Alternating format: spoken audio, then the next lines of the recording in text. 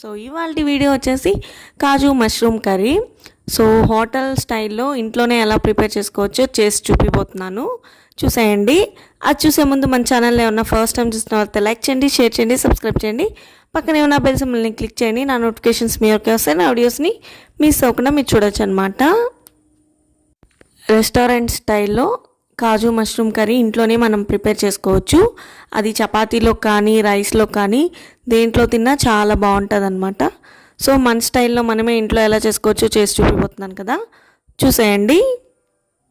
ఇక్కడైతే నేను మార్నింగ్ బ్రేక్ఫాస్ట్లోకి చపాతీలోకి మష్రూమ్ కాజు కర్రీ చేశాను అనమాట.